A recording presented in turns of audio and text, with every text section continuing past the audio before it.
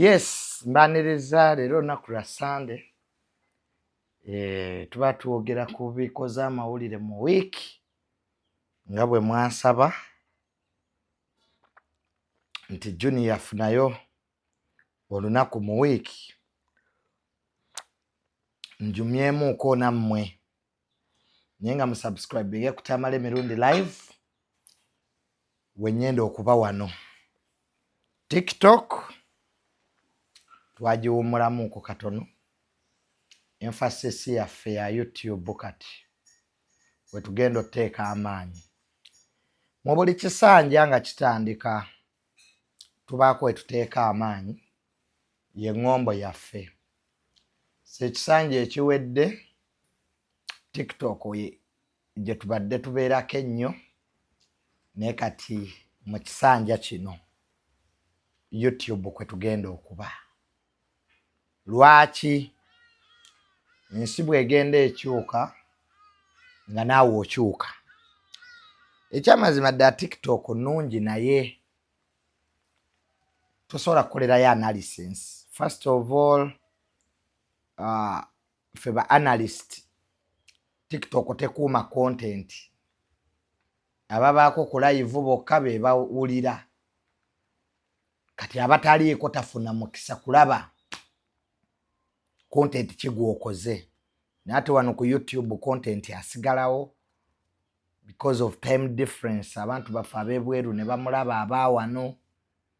So wano wetugenda okuba era mu subscribinge ku Tamale Mirundi live wano wennyini.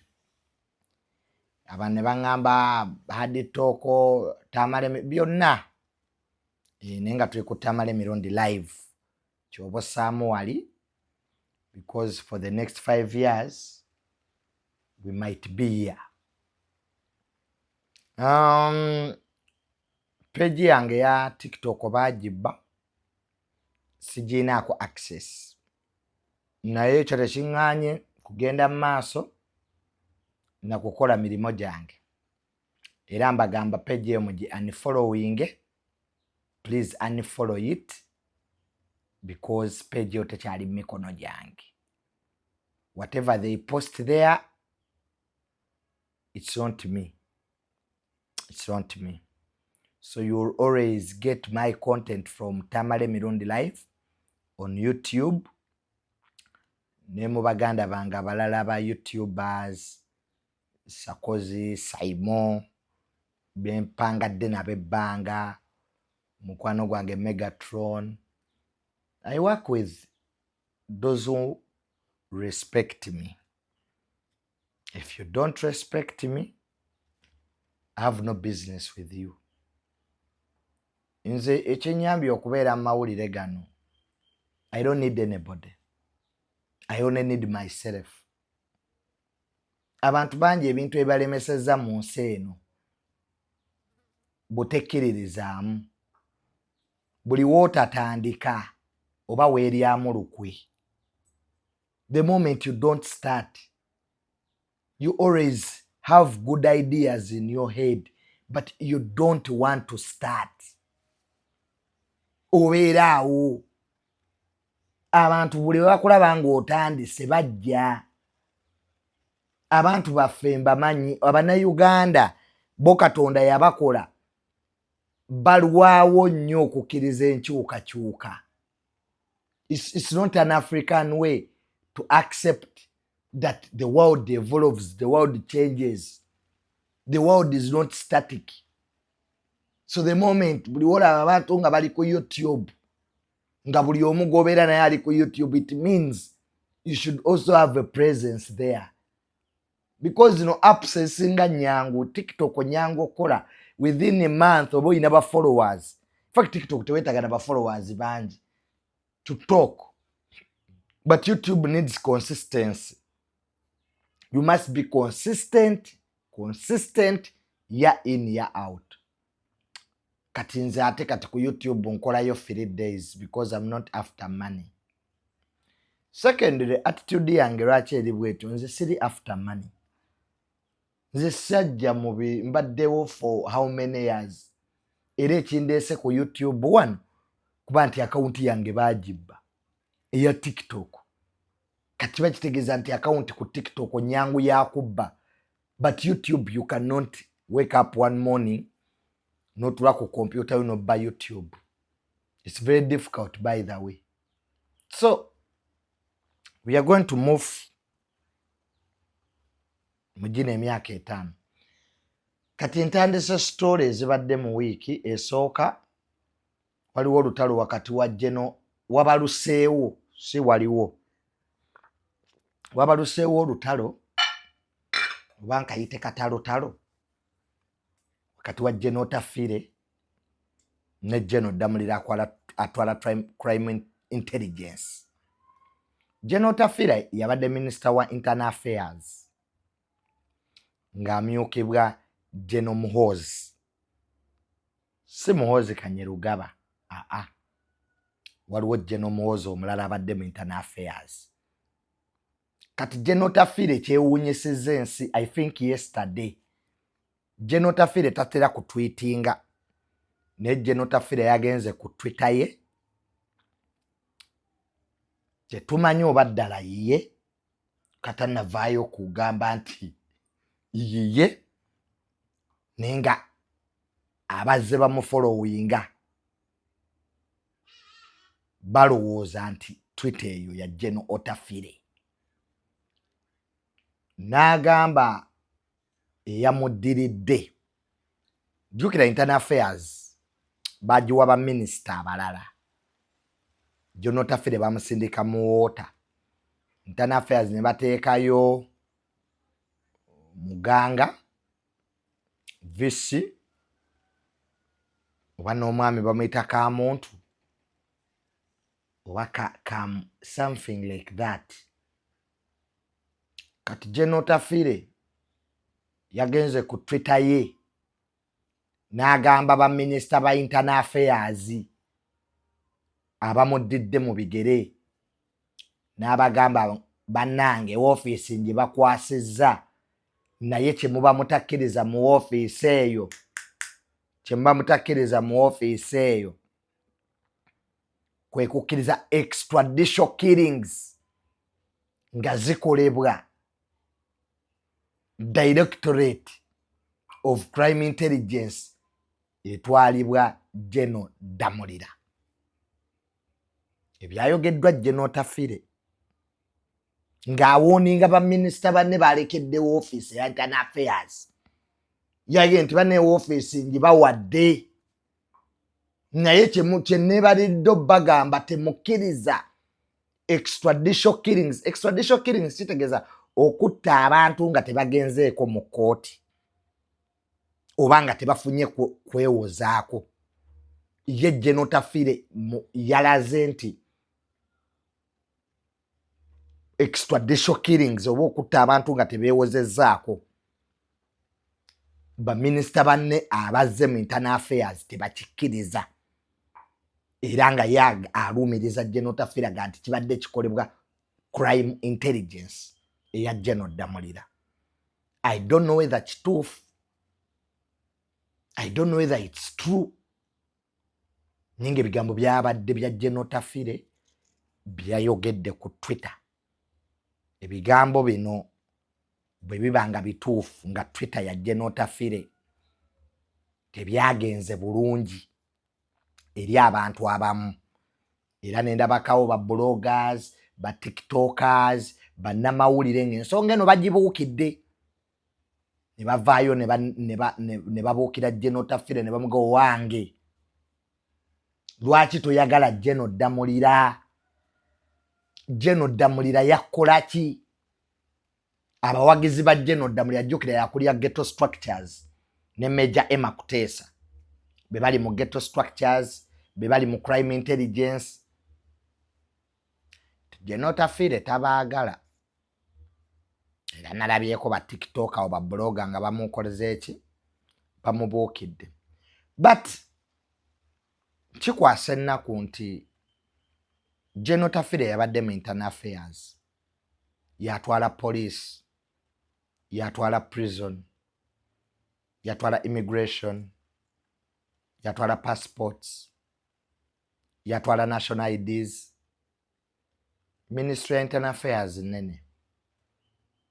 Kati abantu babuuza General Tafiira alaba president abadde cabinet minister ng'ate historical yalwana. Lwaki ensonga eno aba tajja addressing ewa president? Lwaki ayita mu mawulire? Lwaki akozesa Twitter to address this problem? Kati awo mwebaga nti leave issues of the general to the generals. General Damulira tannaddamu owa crime intelligence ne Major Emma Kuteesa amuyambako mu bya ghetto structures tebannaddamu. Naye ka tulabe how it unfolds, tulabe how that story will unfold. So that was the brief about that story.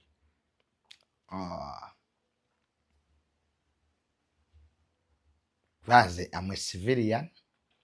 Let me leave matters of the generals to the generals. Awo wennyini wiiki eno naye Kabanda n'avaayo owa PLU n'akola interview ng'ayambalira former speaker Anita Amongi. Kabanda n'atuuka n'oleeta messages n'azisharingira ensi ze babadde banyumya ne speaker Anita Amongi. Interview yatambula wiiki eno. But for me, I believe nti Kabanda tosobola kweyambula former speaker. Yali mukwano gwo nga mulya wamu nga museka kane maka go ogendayo. Campaign zonna ezawwa president 2026 Honorable Kabanda obadde obeera ne speaker nga mutuula na wamu. There is a lot you have done together. Era nze singa nali investigator nandisoose kunoonyereza Kabanda enkolaganayo ne speaker ebadde etya. Because if we are saying Anita Amongi is corrupt, if we are saying Anita Amongi is bad,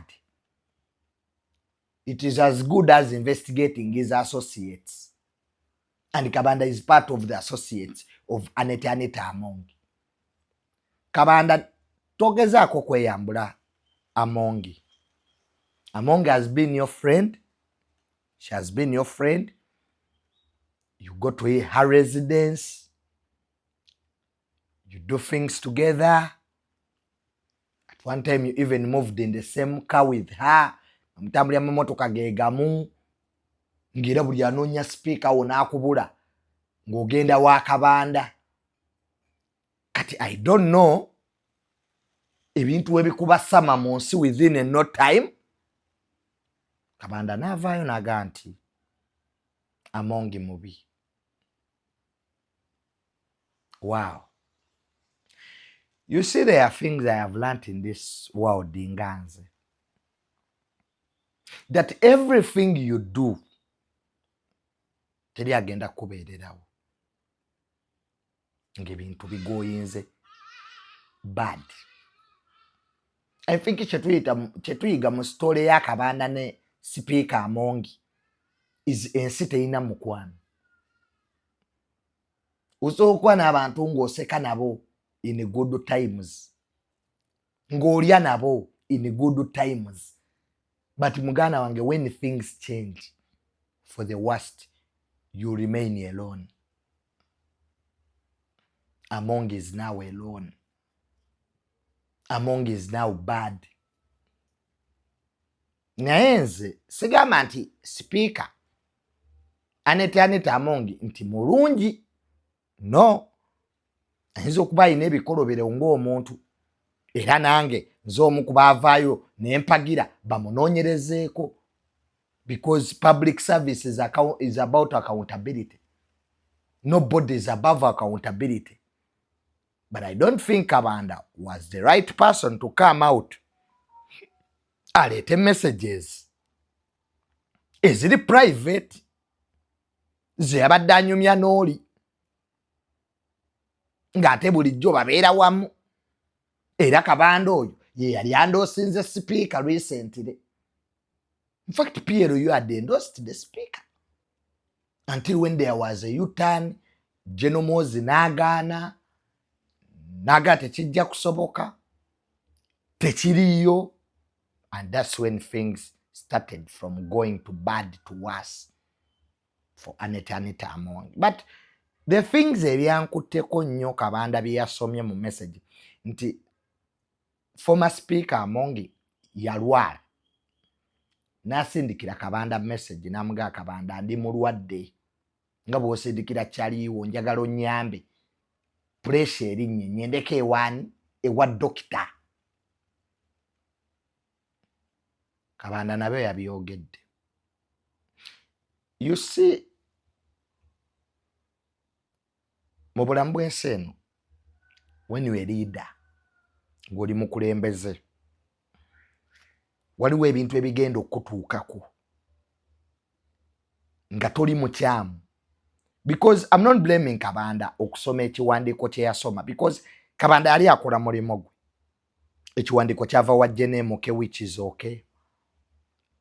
But the way you are going to handle that crisis afterwards, Kabanda, is going to show if you're a leader. And in the Kabanda, I can tell you, without fear or favor, the interview you made was not necessary. To as a leader, obukulembeze sacrifice. Abantu bajja kuvumira n'ebintu by'otakoze. I think Uganda asked the Katikiro, Charles Peter Mayiga, byayiseemu ku bwa Katikiro. Kati gwe Kabanda bw'ogenda otegeera kye bayita obukulembeze. Nti at times, time and silence can be the good. So, okuwa ekitiibwa kintu kikulu nnyo bambi. Minisita Kasolo talina buyinza busazaamu kivvulu kya muyimbi. Egyo mirimu gya poliisi. In fact, singa wayina police, because okutegeka ekivvulu mu Uganda, you need the IGP to clear you. Bintu babikyusa. You need the signature of the IGP. Bw'oba ogenda tegeka ekivvulu. I think edda baali ba RDC be baakiriyalinganga. But this time it is the IGP. So saha, if you have a clearance, ey'ekivvulu ky'ogamba kye baasazaamu, you can take them to court. Osobola otwala police mu court. But minister, tasobola sazaamu kivvulu kya muyimbi, talina buyinza obwo. It's police to clear. Kati if you have clearance, nga police yakukiliyalinga, obeere n'ekyo ekivvulu. Clearance gireete, ogirage ensi, otwage signature ya IGP, kati awo obatwale mu kooti. N'ogamba nti Minisita Kasolo yasazaamu ekivvulu kyo kuteeka ki? Minisita talina buyinza obwo.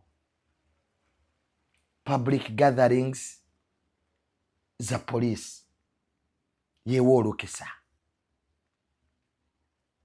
ne LC ndowooza kuba n'oba ogenda tegeka mukolo w'okwanjula pate biki, you inform the police and you inform the LC1. Kakati gwe ekivvulu kyo LC1 w'ekyalo ekyo yali akimanyiiko. Ojagenda okusanga King Saha oli mu politics wo naye ate ow'okuvvoola. So twewe ebitiibwa because recently wakalwana ne Palaso.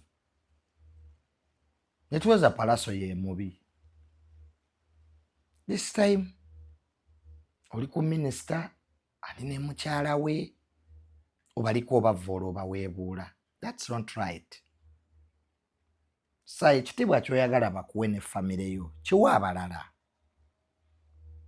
Yes, ffenna tulina famire ze tufumbiddwamu. You might have powerful wives, powerful in-laws, powerful boyfriends, girlfriends. But that does not give you a right okumanyiira abalala saha.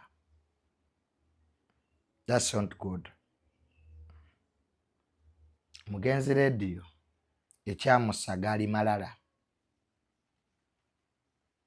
Saha olina talenti nnungi, abantu bakwagala, but respect others. When you are at your very peak in life is when you should get scared with life. Michael Jackson we yali ku peak ye we yafiira. Uno omusambi w'omupiira Bob Brighton oba ye Bob Bryant yafiira mu kabenje k'ennyonyi. Ready at his peak is when he died.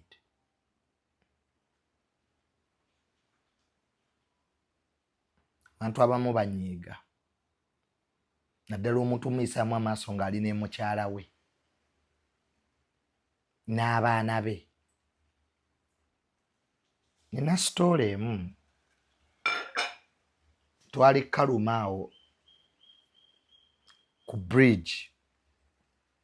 Tebakkiriza kubirawo bifaananyi. Omusajja yayimirira bambi nga tamanyi. Yali n'abaana be ne bamugamba oba beekubisa ebifaananyi Kaluma. Abasirikale ne bajja ne bakuba omusajja. Omusajja bambi n'abagamba bambi kale temunkubanga abaana bange balaba. Kale mundekeremu akatiibwa akatono. Abasirikale baagenda okumaliriza okukuba omusajja ku musajja commissioner mu ministry emu. So what am I telling you? That it's very bad to disrespect somebody when they are with their families. Saa wandiwulidde otya singa omuntu ajjeewuwo n'akuvuma n'akuwemula n'akuvoola ng'abaana bo weebali. Ekisinga okunuma abantu abataagala kukola bintu balala bye bakola ate bo babikola abalala. Saa singa wakutta omuzindaalo ogwo n'ogamba minisita Kasolo nkulamusizza sikwagala. Entalo zaffe nze naawe tujja zisootinga ng'abasajja. Naye omusajja ng'ali ne mukyala we n'omuyisaamu amaaso. It will not go like that. People can keep quiet, people can pretend, you know, it's okay, but when it's not okay. Awo nga nvuddewo era babadde mu kivulu ky'akazibwe kapo. Ekivulu ky'akazibwe kapo saagala kyogerako.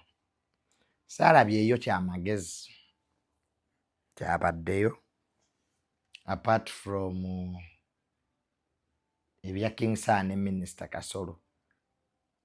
Ebyabaddeyo saabirabye. Saalabyeyo kyamagezi. Poziko mu mateeka bagamba nti when idiots are in large numbers they can make a substantial effect. Kyenalabyeko kyokka nti abasiru bwe baba bangi mu kifo kimu basobola okukolawo ekyenjawulo. Kyekivulu ky'akazibwe kapo in summary. Naye sina kyamagezi kyenalabyeyo. Fact ekyaleese n'okumanya nti wabaddeyo ekivulu ye King Saha ne Minisita Kasolo. Era singa Saha teyakoze kyakoze. In fact kazibwe kapo alina okwebaza King Saha. Kaye yatunze that birthday party tekyabadde kivulu. Tosobola kukwata ka studio room n'oteekamu concert. Kati akakafo ke baakoleddemu akatenkano na lujja lwange. lwaki teyatututte ku Serena nga Sebatta ne tulaba nti oba ayina abantu kati ezo siina bye nalabye. You know, I'm a professor. I can't use saagala kumaakinga kivulu ky'akazibu ekapo. Tusobola kuleeta mwana wa primary 1 n'otwala omusomesa wa secondary amumaakinge. Kati nze maakinga Bebekulu, Kenzo, kati ate kazibu ekapo sisobola mumaakinga. Kati alinga mwana wa primary 1. Kati nze omusomesa wa secondary muma. According to kazibu ekapo's level and standard, abantu 1000 be yabadde nabo bamala. Kati ze sobola kumaakinga kivulu kikawa abantu 1000. I can't, I'm sorry. Shakibu ne Zali mwawukane. Shakibu ne Zali tukoyaga bozi gammwe. Oba tudde mwawukane. We have had enough of your nonsense. Oba mwawukana omulundi gumu. Banange tetugenda kuba ku Shakibu na Zali all the time. Mwawukanye muzeewo. Mwe bitundu byammwe ebyekyama tebikoowa.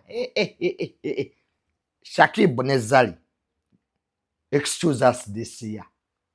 Mwe buli mwaka baawukanye, balwanye, bazeewo, bose mototo, tukoye kasasiro wammwe.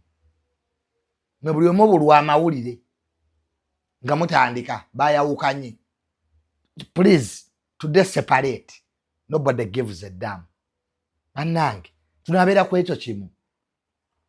Ssemwanga bwe yayagala Zali tetwabibeeramu. Diamond Platinum bwe yayagala Zali tetwabeeramu ono nonsense. Ne every month, every year. Do you want to be talked about? Because you have nothing to be talked about. Now, do you want us to talk about? Okay, we have talked about you. You're tired. That story every year. Iringa ya cats. Cats ye buli mwaka tunyumizanga bwe yalwala sirimu. Galiwo stories zetukoye mawulire. Eya cats okulwala sirimu, eya Zali ne Shakibu. Etutuuse wano. Bo ever separation. Now, separate. Yes, separate. Tulabe ekibaawo. Mubeere bulungi. Musigale ku Tamale Mirundi live. Sign out.